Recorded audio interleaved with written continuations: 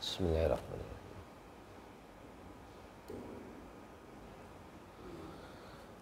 Assalamualaikum warahmatullahi wabarakatuh.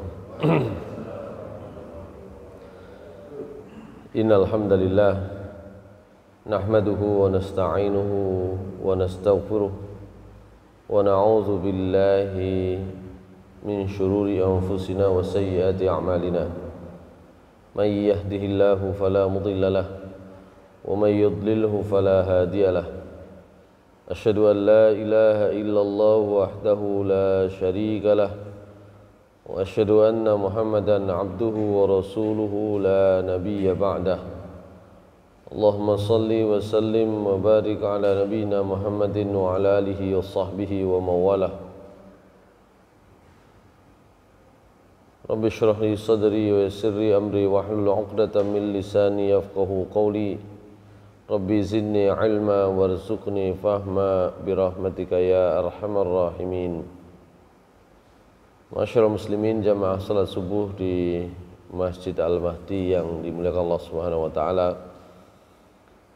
Pertama, marilah kita bersyukur kepada Allah Subhanahu wa taala masih diberikan kesempatan oleh Allah Subhanahu wa taala, diberikan kesehatan, kekuatan, dan juga diberikan tentu saja adalah iman dan takwa sebagai nikmat yang terbesar sebagai bekal kita menghadap Allah Subhanahu wa taala.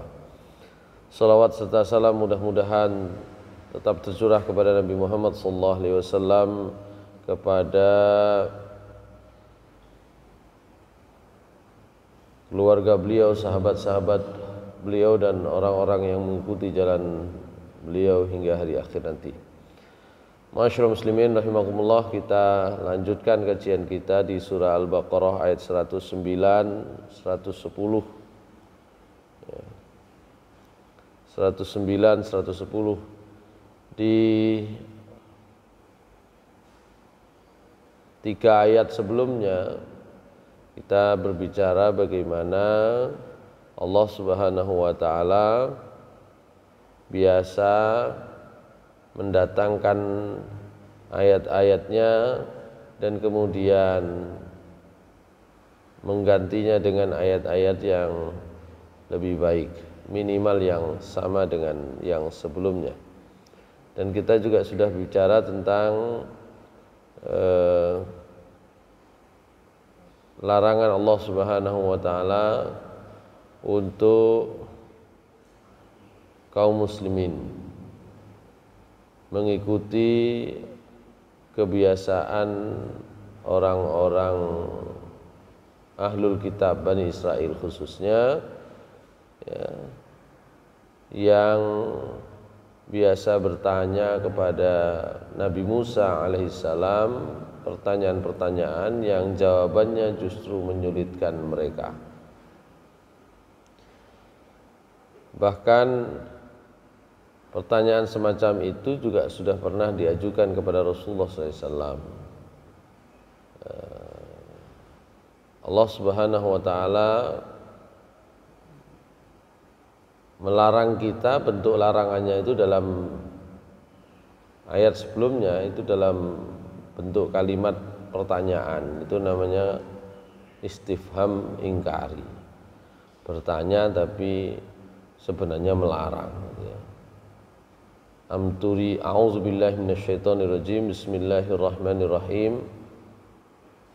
Am turiduna an tas'alu rasulakum kama su'ila Musa min qabl wa may yatabaddalil kufra bil imani faqad dhalla sawa'as sabil.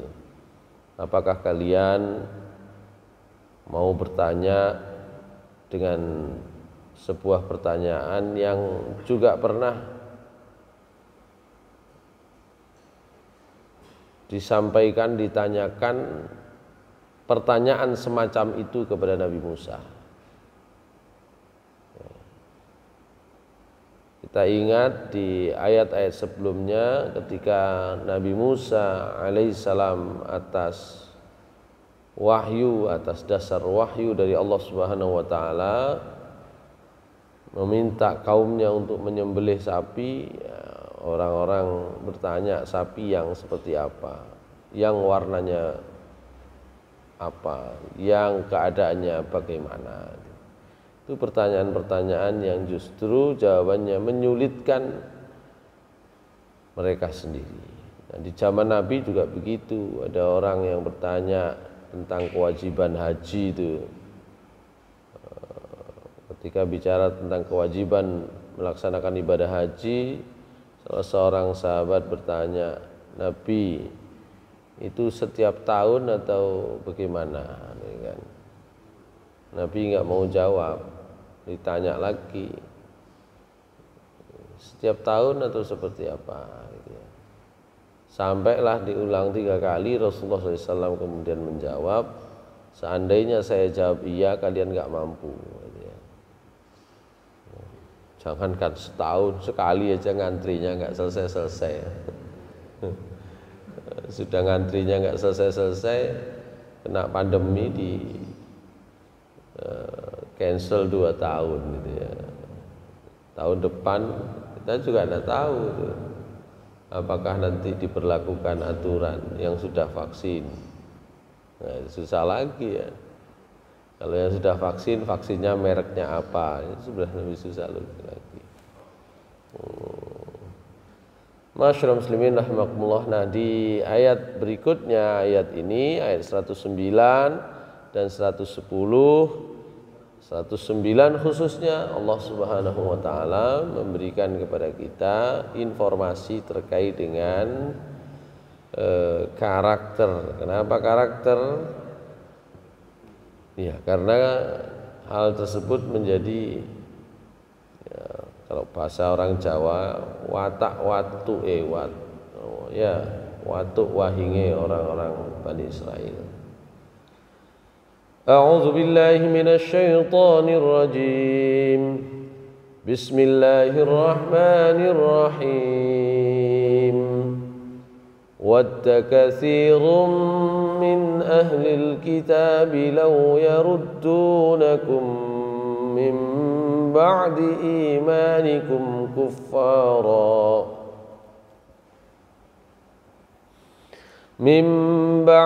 إِيمَانِكُمْ كُفَّارًا حَسَدًا مِّنْ عِنْدِ أَنفُسِهِمْ مِنْ بَعْدِ مَا تَبَيَّنَ لَهُمُ الْحَقُّ فاعفوا واصفحوا حتى يأتي الله بأمره إن الله على كل شيء قدير وأقيموا الصلاة وآتوا الزكاة وما تقدموا لأنفسكم من خير تجدوه عند الله إن الله بما تعملون بصير صدق الله العظيم. Ma'asyiral muslimin rahimakumullah, dalam ayat ini Allah menunjukkan kepada kita kaum muslimin, kepada umat Islam, umatnya Nabi Muhammad SAW khususnya, tentang bagaimana orang-orang ahlul kitab di dalam menghadapi umat Islam.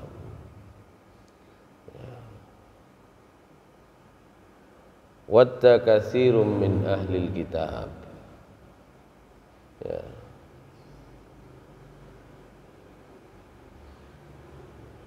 Wadda yawaddu, ya, wuddan itu maknanya berharap kuat dalam hati.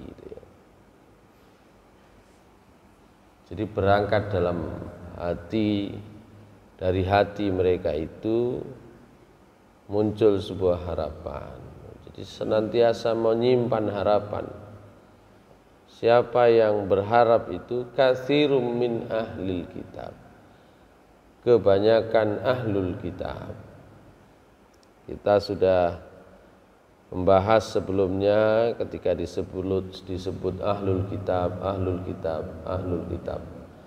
itu kalau pada masa Nabi Muhammad SAW adalah orang-orang Yahudi Madinah. Karena interaksi Nabi Muhammad SAW dengan orang Nasrani itu tidak terlalu banyak sebenarnya. Nah, pada saat itu.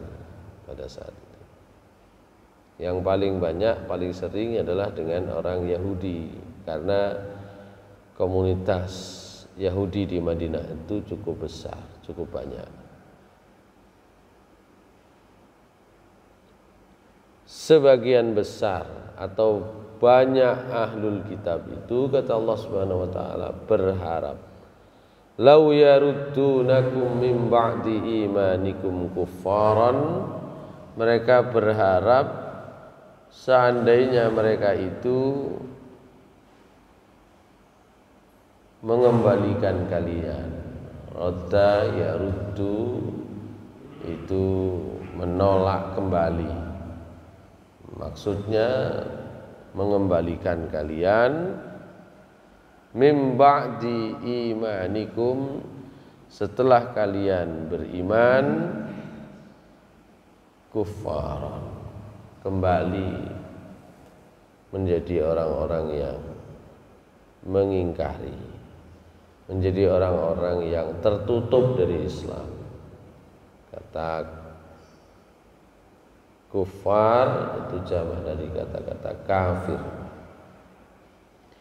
Mengapa demikian? Hasadam min 'indi anfusihim, karena rasa hasud mereka, karena rasa dengki mereka.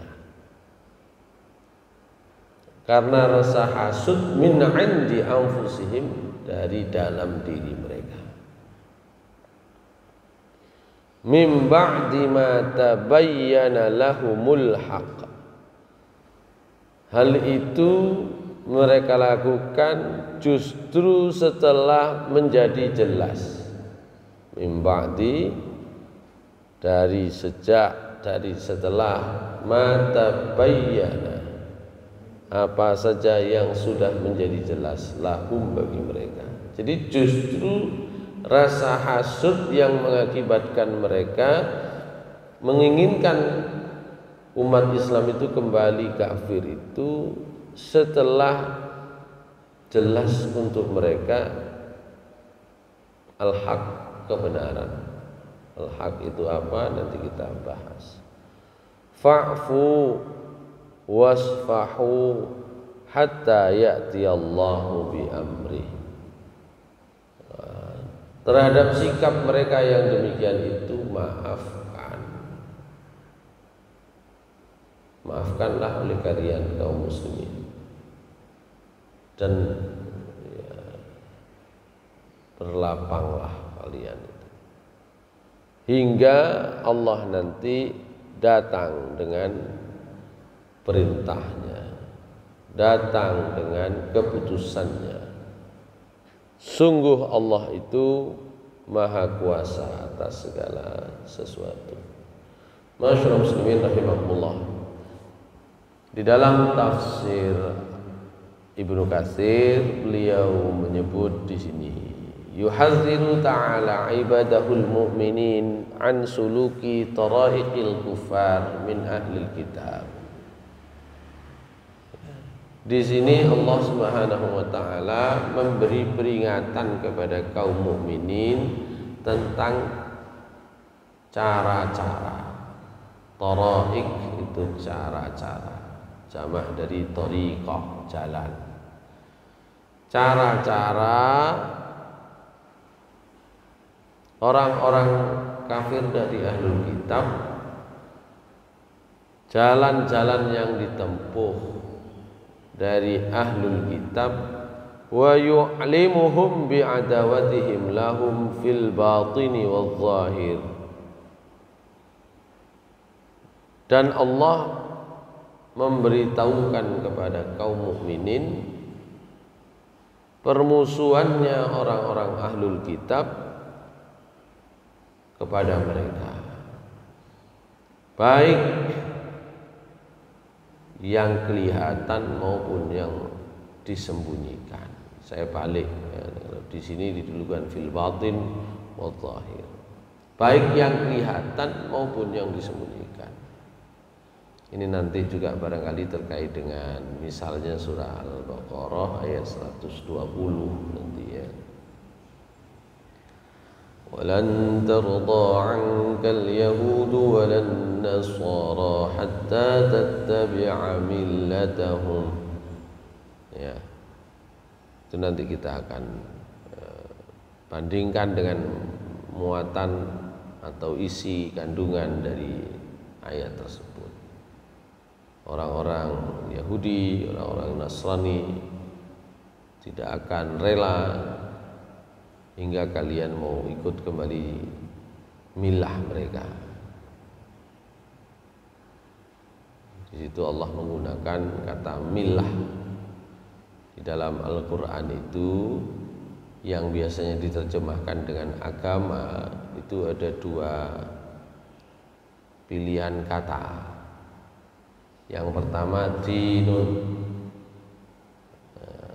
yang kedua milah. Dalam bahasa Indonesia itu dua-duanya diartikan agama. Saya cenderung kalau untuk mencari kejelasan makna, dinun itu dalam arti agama yang muncul dalam bentuk ajaran ideal, itu dinun. Makanya Islam itu tidak pernah disebut sebagai milah, itu enggak pernah. Milah itu Islam itu enggak ada. Agama Islam itu disebut dinul Islam. Ya, meskipun di dalam terjemahan itu kata milah artinya agama, tapi Islam itu selalu disebut dengan dinun. Ya. Tapi kalau disebut dengan milah itu artinya agama yang sudah dipraktekkan. Jadi praktek agama itu milah. Praktek agama itu milah. Praktek agama itu macam-macam. Bisa sesuai dengan yang dikehendaki Allah, bisa sedikit menyimpang atau bahkan banyak penyimpangannya. Itu semua disebut di dalam Al-Quran. Kalau memang menyebut tentang praktek agama yang menyimpang, itu disebut dengan milah. Praktek agama. Nah, tentu saja karena praktek agama itu ada yang menyimpang, ada yang jauh menyimpang, ada yang sesuai dengan yang dikehendaki oleh Allah. Allah memberi contoh yang sesuai itu cuma satu contohnya dalam Al-Quran. Millata Ibrahim. Nah, itu. Contohnya yang sesuai itu millah Ibrahim. Jadi praktek ya yang benar itu selalu disimpulkan dengan milah, itu selalu terkait dengan milah Ibrahim. Bukan berarti contoh-contoh Nabi yang lain itu salah, tapi Allah Subhanahu wa taala ingin menegaskan posisi Nabi Ibrahim ya di dalam menjalankan ajaran Allah Subhanahu wa taala, yaitu ajaran tauhid ya. Oleh karena itu kalau dalam kajian akademis, Nabi Ibrahim itu disebut sebagai bapak agama monoteis, bapak agama yang bertuhan satu. Karena sebenarnya prinsipnya Yahudi, Nasrani yang sekarang sebenarnya lebih tepat kalau disebut sebagai milah-milah, gitu ya. Bukan agama-agama. Kalau pakai bahasa Arab itu enak. Ya. Nasrani, Yahudi itu milah-milah, bukan din. Ya. Prinsipnya Tuhan yang diakui sebenarnya hanya Allah Subhanahu wa taala. Karena mereka semua menyandarkan ajaran agamanya kepada ajaran agama kakek moyang mereka, yaitu Nabi Ibrahim alaihissalam. Ya. Itu di surah Al-Baqarah 120 ya. Hatta tattabi'a millatahum, milah mereka. Karena itu ada sebuah buku namanya Al-Milal wan Nihal ya. Kitab yang bicara tentang sekte-sekte, aliran-aliran. Makanya kalau milah itu saya artikan praktek beragama seperti dalam Al-Quran, itu banyak disebut milah. Itu ada yang lebih spesifik lagi menyebut milah itu sudah disebut sekte atau aliran ya, aliran agama, sekte. Sehingga kalau mau disebut aliran-aliran ya banyak dalam Islam itu aliran-aliran ya. Ini nanti juga disebut di dalam ayat berikutnya, ayat 111 112 kalau tidak salah ya. Milah Ibrahim 112 insyaallah. Baik. Ayat 120 surah Al-Baqarah itu juga memberikan informasi, memberikan peringatan kepada kaum muslimin bagaimana karakter ahlul kitab. Mengapa demikian? Karena hasud saja. Oleh karena itu Ibnu Katsir mengatakan, wa ma hum mustamiluna alaihi minal hasadi lil mu'minin. Jadi Allah mengajarkan, memberitahukan kepada kaum mukminin hasud yang ada dalam diri mereka terhadap umat Islam. Ma'a ilmihim bi fadlihim wa fadli nabiyihim. Hal itu dilakukan bersamaan dengan mereka mengetahui keutamaan, kelebihan, fadilah kaum muslimin, fadilah Nabi Muhammad SAW. Jadi hasudnya itu karena keutamaan itu tidak diberikan oleh Allah kepada mereka, tapi kepada kaum muslimin. Nabi terakhir yang diharapkan dipilih dan diutus oleh Allah dari kalangan mereka ternyata dari kalangan bangsa Arab. Itu sudah pernah kita bahas ya. Jadi sebenarnya sederhana. Kalau orang-orang musyrik Quraisy menentang ajaran Rasulullah SAW karena itu terkait dengan sandang pangane. Ya, Abu Jahal, Abu Lahab yang menguasai politik, menguasai bisnis di Mekah dan sekitarnya itu, ya, itu kalau Tuhannya itu Allah Subhanahu Wa Taala saja, itu jualan patungnya, jualan berhalanya itu nggak laku. Itu kalau orang-orang musyrik itu begitu saja. Mereka dapat makan itu dari justru aktivitas ya itu tadi, bikin patung, jualan patung. Mohon maaf, itu sama kalau sampean ngajak beriman orang-orang di Bali itu penentangannya tidak sekedar tentang keyakinan, tapi itu sudah terkait dengan sandang pangan ya. Sing keahliane mahat patung, terus aku nyambut gaya apa? Gak oleh patung, gak oleh Gusti Allah, itu gak oleh disekutukan, itu nggak dapat. Itu kalau orang musyrik. Tapi kalau orang Yahudi, khususnya orang Yahudi Madinah dan orang Nasrani ketika menolak Nabi Muhammad SAW, itu karena mereka tahu bahwa ternyata nubuat atau kenabian itu tidak diberikan kepada mereka, diberikan kepada orang Quraisy. Mereka kan berharap dari keturunan Bani Israel, tapi ternyata dipilih oleh Allah dari keturunan bangsa Arab Bani Ismail gitu. Itu bedanya ya.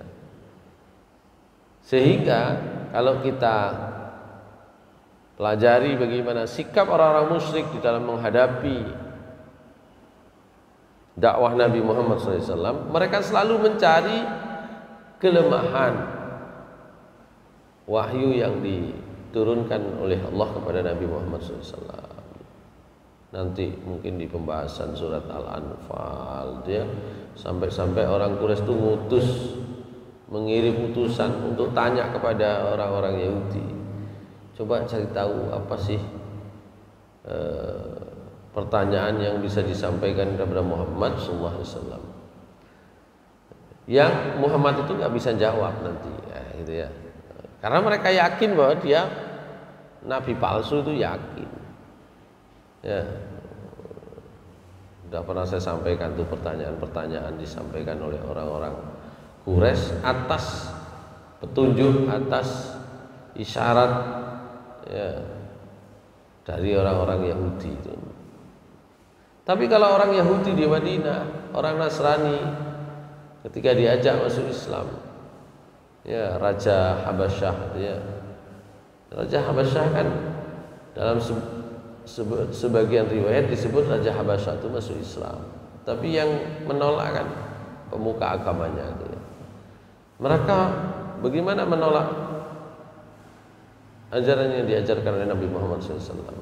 Menolaknya itu karena faktor Nabi Muhammad SAW bukan orang Bani Israel, tapi Bani Ismail, keturunan Ismail alaihissalam.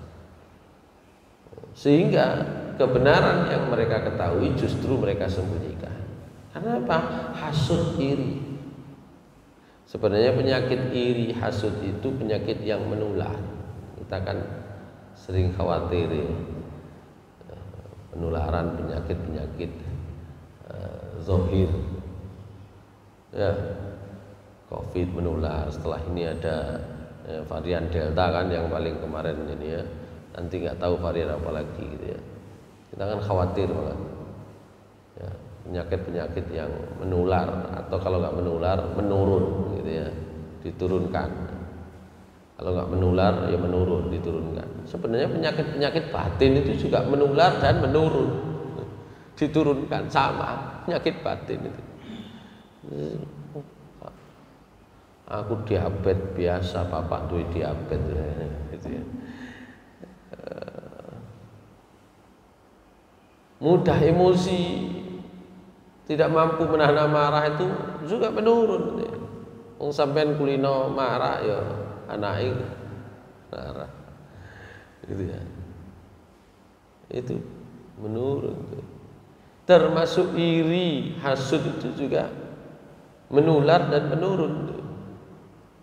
Itu kan kenapa saya sebut menular, karena sebenarnya itu tidak, penyakit ini bukan penyakit bawaannya Bani Adam. Hasud itu penyakit bawaannya iblis itu kan. Sehingga kalau dari orang luar ke sebelahnya itu kan menular, kalau dari dalam itu menurun kan. Iblis itu hasudnya kan persis seperti ini.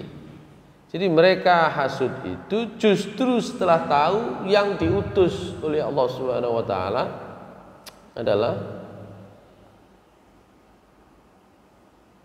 Nabi Muhammad SAW. Sama dengan iblis yang hasud sebenarnya. Ya.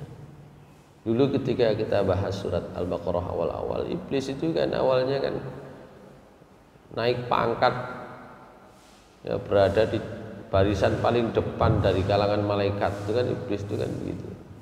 Karena ibadahnya itu paling baik, ketaatannya paling baik. Awalnya kan begitu. Loh kok yang diberi tugas untuk menjadi khalifah di muka bumi kok ternyata Adam yang baru diciptakan? Itu kan hasud itu. Dan karena hasud maka yang dilihat itu kekurangannya, bukan kelebihannya. Maka ketika Allah Subhanahu wa taala bertanya misalnya kepada iblis di surah Al-Hijr misalnya ayat 32 dan 33, Allah Subhanahu wa taala memberitahu kepada kita bagaimana sikap irinya iblis itu, hasudnya iblis itu. Bismillahirrahmanirrahim. Qala ya iblis ma laka alla takuna ma'as sajidin. Qala lam akun li asjuda li basharin khalaqtahu min salsalim min hama'in masnun. Allah bertanya kepada iblis, wahai iblis, malaka, ada apa denganmu? Allah takuna ma'as sajidin, kok kamu tidak bersama malaikat yang semuanya sujud ketika aku perintahkan sujud? Sampai kok kamu sujud sendiri itu kenapa? Qala, iblis mengatakan, lam akul li asjuda, saya tidak sudi sujud li basyarin, kepada basyar. Khalaqtahu min salsalin min hama'in masnun. Jadi Allah menghabarkan kepada kita sikap iblis yang menolak untuk sujud kepada Adam. Dan iblis ditanya alasannya. Jawaban iblis itu, saya tidak mungkin sujud kepada basyar. Allah menggunakan pilihan kata basyar. Iblis itu menggunakan kata pilihan basyar untuk menyebut kita. Dalam bahasa Al-Quran saya kira pernah saya sampaikan, manusia itu disebut dengan banyak kalimat, banyak kosakata di dalam Al-Quran, sekurang-kurangnya ada 5 ya, basyar, insan, nas ya, nasun atau annas, ins, dan bani Adam. Ada juga satu lagi unasun, itu bentuk jamak, bentuk plural, sama dengan annas, unasun. Saya kemarin otak-atik menarik juga, kata basyar itu disebut oleh Allah 27 kali.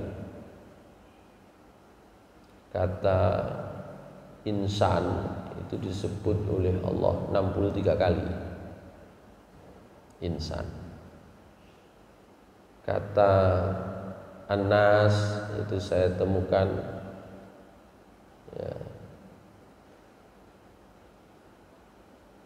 sepanjang yang saya hitung, kata Anas itu disebut oleh Allah 234 kali.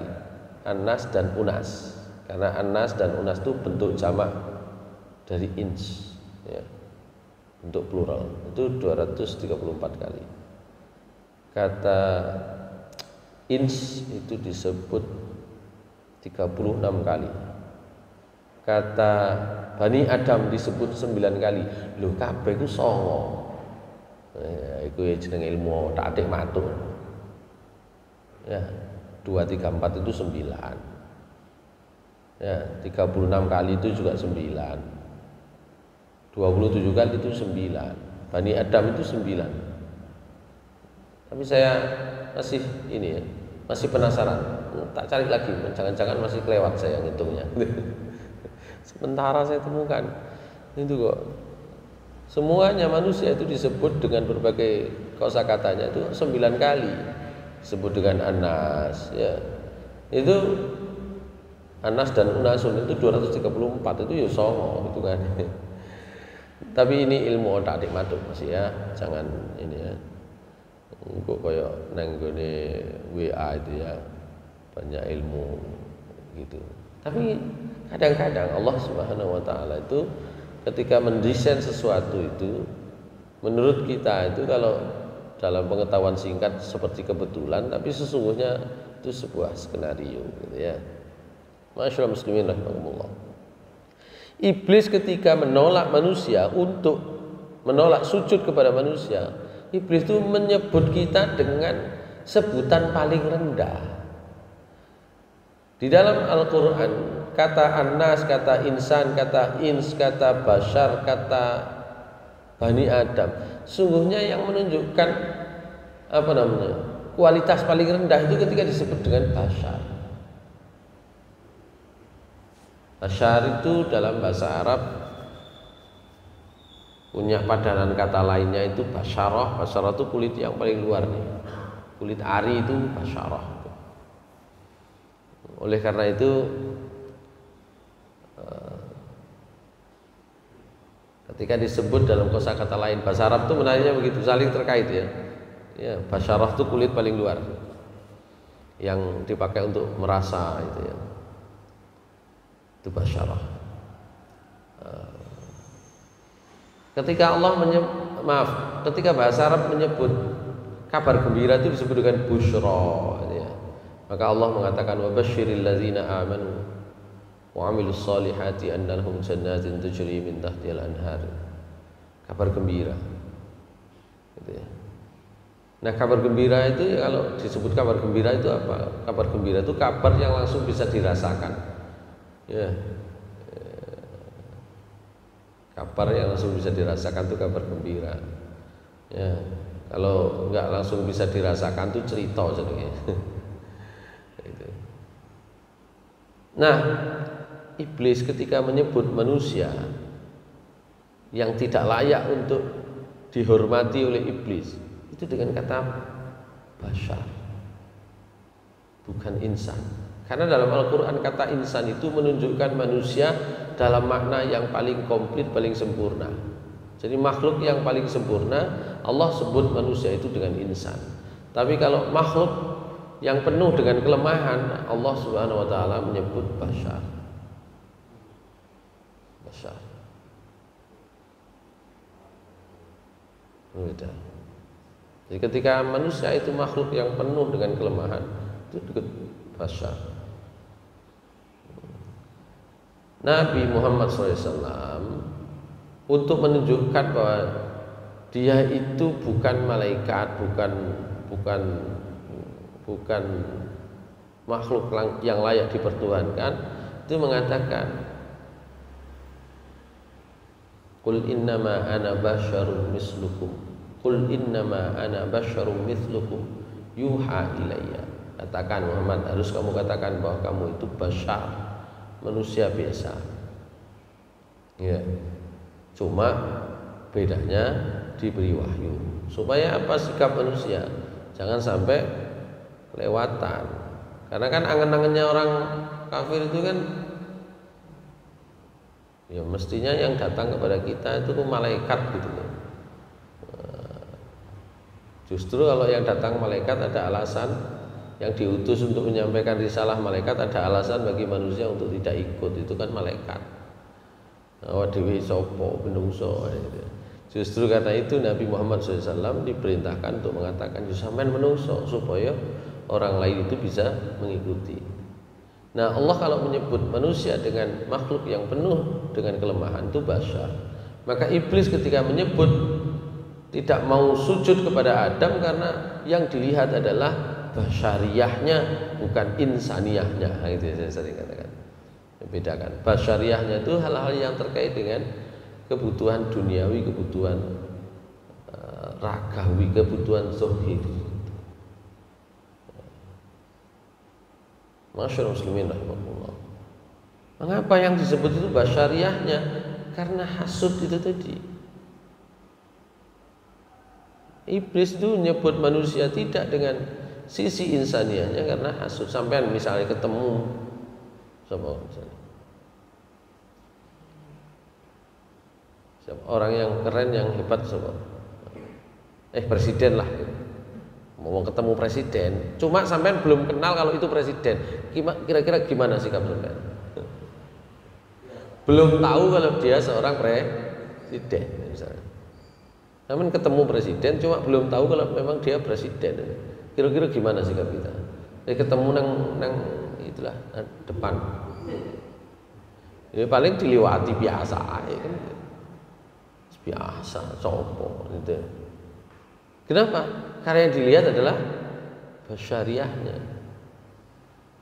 bukan insaniyahnya.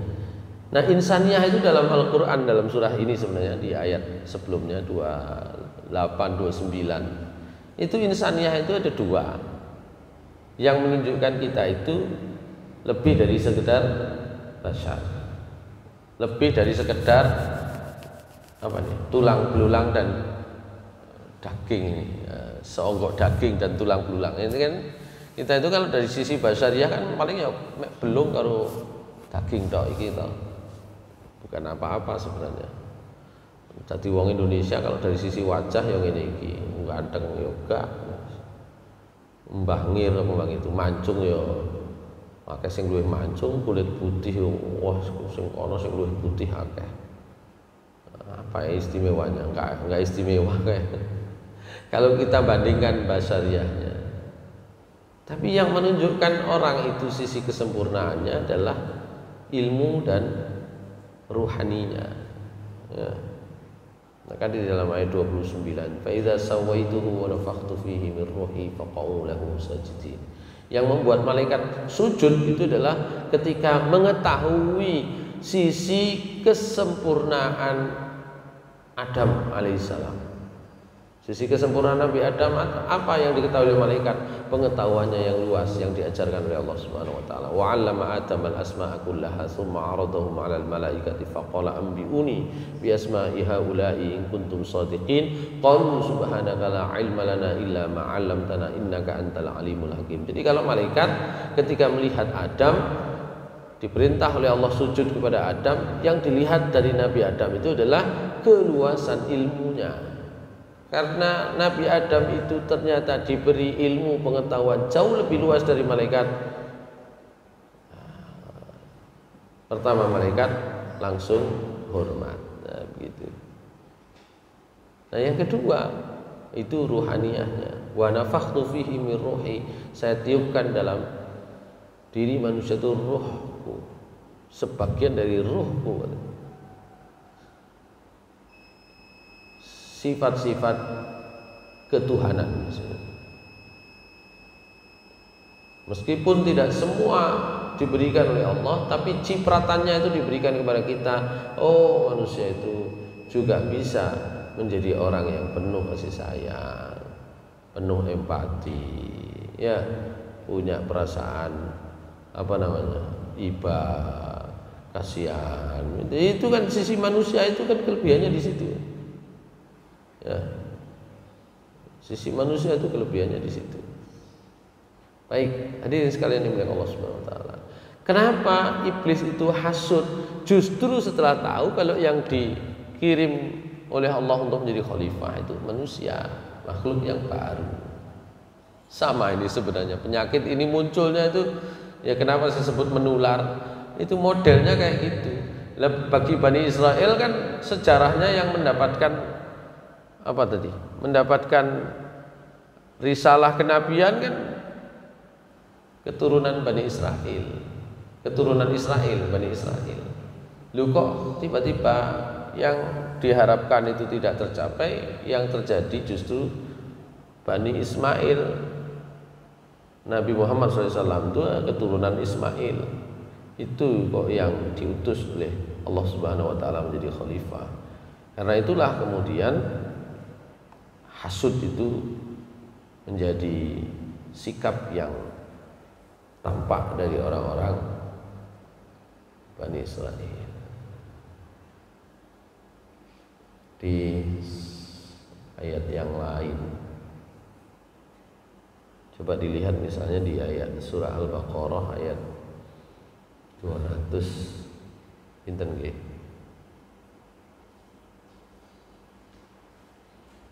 213 mungkin. Allah Subhanahu wa taala juga sebenarnya mengingatkan kita tentang penyakit ini. Ya. Nah ini 213. Penyakit hasud. Justru setelah Allah menunjukkan ilmu kepada kita,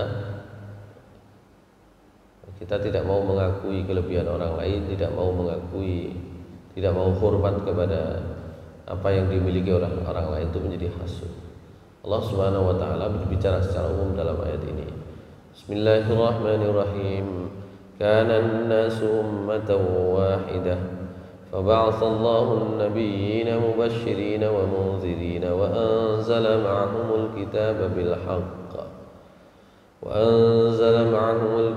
بالحق ليحكم بين الناس فيما اختلفوا فيه وما اختلف فيه إلا الذين أوتوه من بعد ما جاءتهم البينات بغيا بينهم fahadallahu alladhina amanu lima ikhtalafu fihi minal haqqi biiznih wallahu yahdi man yasha'u ila siratim mustaqim.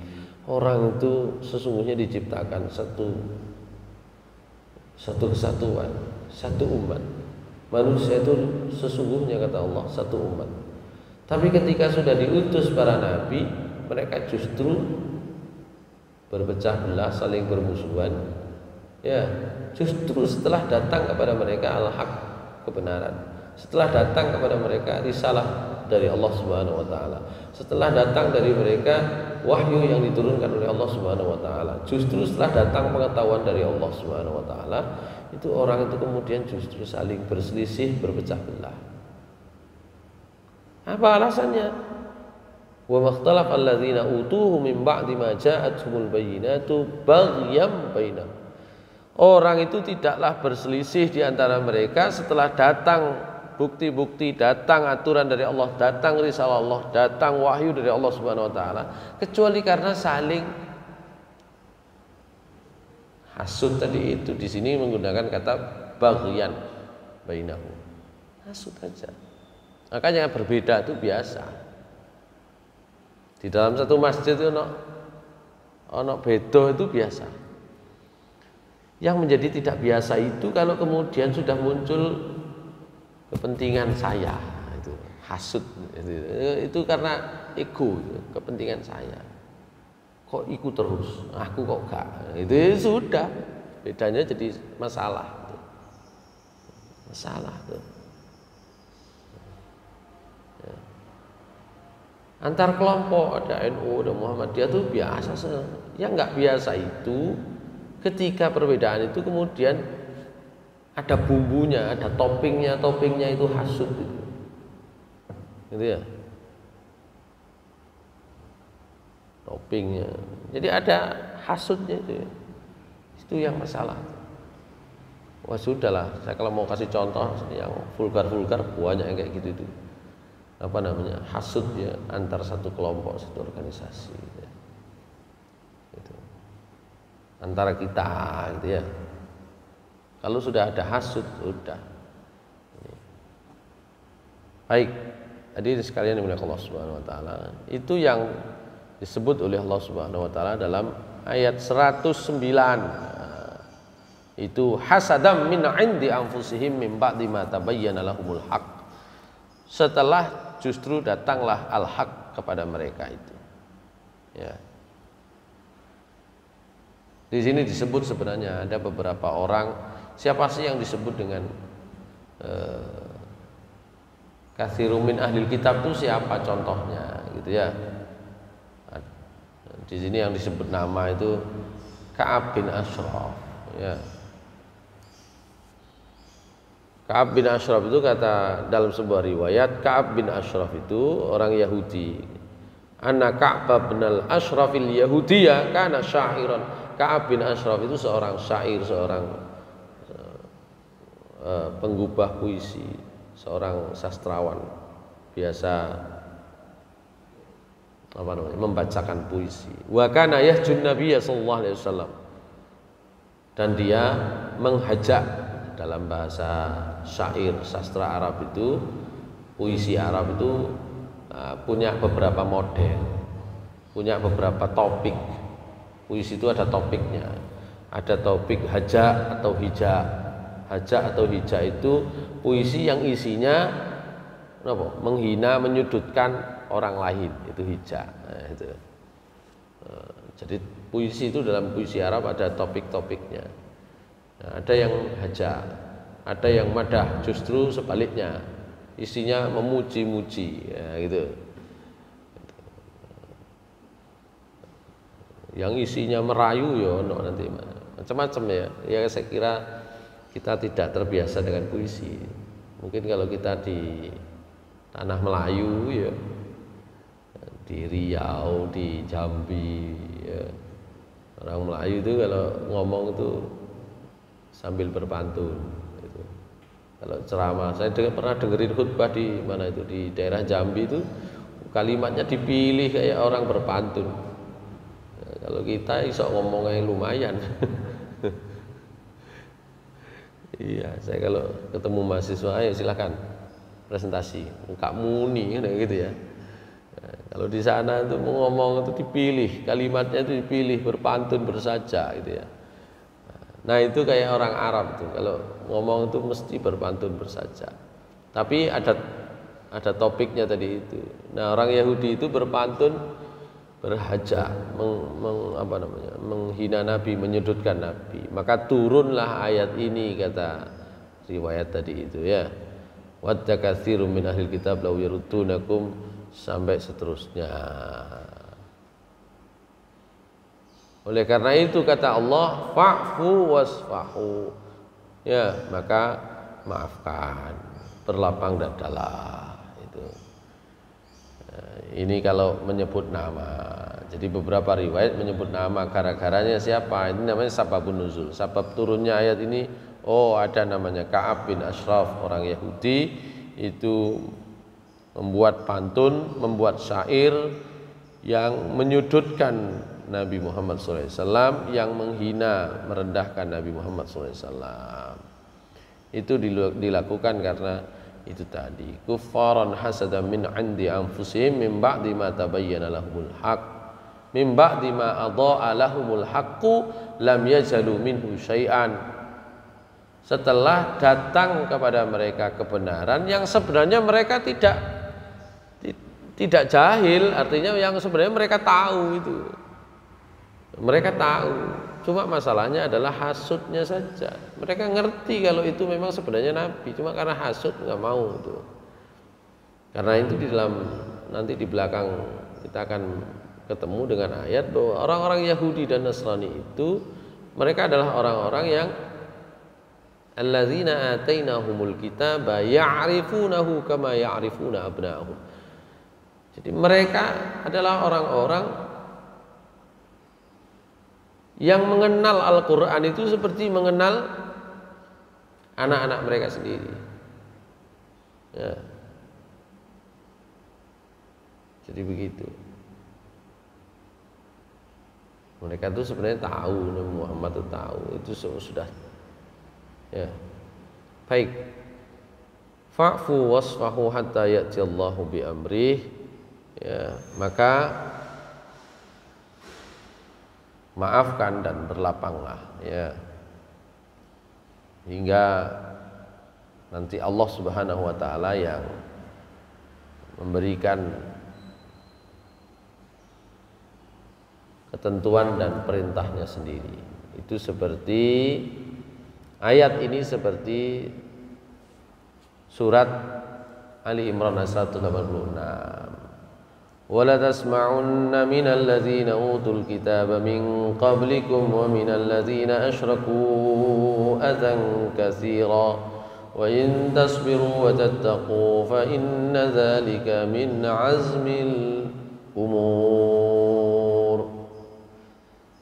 Sungguh kamu pasti akan dengar dari orang-orang utul kitab min qablikum, dari orang-orang ahlul kitab sebelum kalian, dan dari orang-orang yang asyraku, menyekutukan Allah. Sungguh kamu akan dengar, kamu akan dapati dari orang-orang ahlul kitab, termasuk orang-orang musyrik, apa itu? Adzan katsira, banyak gangguan. Mesti sampeyan niku akeh diganggu, akeh dijaili, dipersekusi atau macam-macam. Oleh karena itu kata Allah, wa in tasbiru wa tattaqu fa inna dzalika min azmil umur. Ya, jika kalian bersabar dan bertakwa, itu hebat sekali, itu perkara yang hebat sekali ya. Itu perkara yang sangat hebat. Nek iso sabar.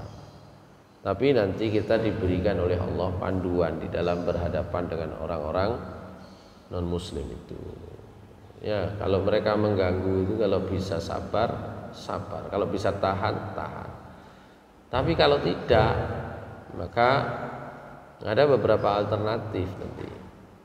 Ya. Kalau sabar itu titik apa namanya? Batas sikap paling bagus sebelah kanan. Ya, sikap lainnya juga bagus diizinkan, tapi yang keras itu qatilul ladzina yuqatilunakum. Ya. Ya perangi kalau mereka memerangi. Atau di ayat yang lain di sini faqtulul musyrikina haitsu wajadtumuhum. Perangi orang-orang musyrik. Ini surah Taubah insyaallah. Ya, dimanapun kalian dapati mereka. Itu kalau memang kondisinya ngajak perang. Tapi sebelum dua titik ekstrim itu Allah biasanya memberikan dua pilihan. Ya, ini yang disebut dengan jalan tengah, jalan damai. Itu surah Ali Imran ayat 164 dan nanti dalam surah Al-Kafirun. Kalau bisa diajak dulu, qul ya ahlal kitab ta'alu ila kalimatin sawa'in bainana wa bainakum alla na'budu illallah wa la nusyrika bihi syai'a wa la yattakhidha ba'duna ba'dan arbaba min dunillah fa in tawallaw faqulu syahadu bi anna muslimun. Katakan wahai ahlul kitab, mari kita mencari kesepakatan. Ya, apa itu kesepakatan yang perlu kita bangun? Ya, Allah na'budu illallah.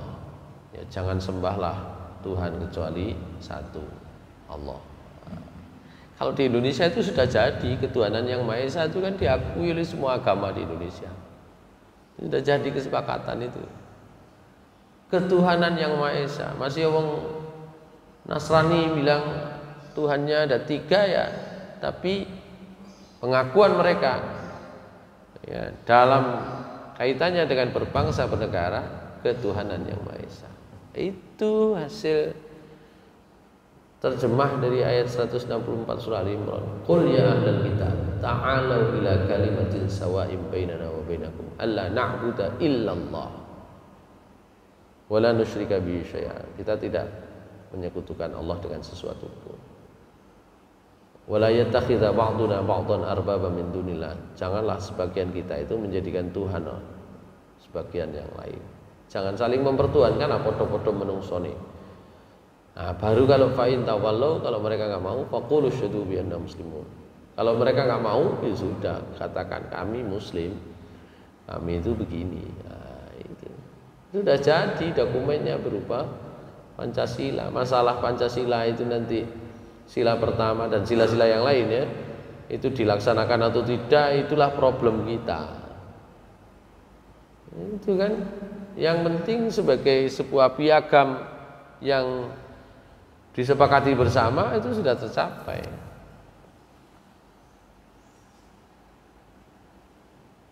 Bahwa nanti di situ ada keadilan bagi seluruh rakyat Indonesia, keadilan sosial bagi seluruh rakyat Indonesia. Nah, bahwa kemudian ternyata tidak tercapai keadilan itu kan ya itu kan kita dalam proses untuk ke sana ya. Nah, gitu. Problemnya kan kita pelaksanaan problemnya. Baik, itulah makna ayat ini hingga Allah nanti membawa pesan berikutnya dengan cara Allah sendiri. Ya. Hanya saja ayat-ayat yang memerintahkan untuk memerangi, ada yang berpendapat itu memansuh ayat yang memaafkan. Tidak, sebenarnya memansuh, menasah itu kalau dalam kondisi tertentu. Ya. Jadi maaf itu tidak terus, sebagaimana memerangi juga tidak terus. Dilihat situasinya. Ya, situasinya memang sulit untuk dikendalikan. Ya, banyak hal-hal yang harus dilawan, ya dilawan. Nah, makanya biasanya kalau menghadapi orang-orang non-muslim, sering kan kita itu satu kelompok ingin udah maafkan saja, semua yang mereka lakukan maafkan. Ya belum tentu. Kalau yang disinggung itu pribadi, maafkan. Kalau yang disinggung itu sudah simbol Islam, ya harus diperjuangkan, kan begitu ya. Kadang-kadang itu disamaratakan, semua harus dimaafkan atau semua harus diperangi, itu dua titik ekstrim yang seharusnya bisa dicari jalannya. Nggak bisa sembarang hal itu diperangi, itu nggak bisa juga, masalah itu. Ya, tapi semua hal itu dimaafkan, itu juga nggak bisa demikian. Nah, ayat-ayat yang memerintahkan untuk memaafkan, ayat-ayat yang memerintahkan untuk juga membalas peperangan, itu harus ditempatkan sesuai dengan situasi dan kondisi yang relevan, yang sesuai. Innallaha ala kulli syai'in qadir, sungguh Allah itu maha kuasa atas segala sesuatu. Saya kira demikian ayat yang kita bahas hari ini. Satu ayat dari surah Al-Baqarah 109 memberikan kepada kita peringatan bahwa bagaimana cara kita bersikap menghadapi orang-orang ahlul kitab. Kalau di dalam ayat ini kita diberi peringatan, mereka itu senantiasa selalu terus berharap bahwa kalian itu mengikuti mereka kembali, gitu ya. Saya kira demikian. Mudah-mudahan kita mendapatkan pelajaran, peringatan dari Allah Subhanahu wa taala, berarti ini akan berlaku ya demikian menurut ketentuan Allah Subhanahu wa taala. Aqulu qouli hadza wa astaghfirullah li wa lakum innahu ghafurur rahim. Assalamualaikum warahmatullahi wabarakatuh.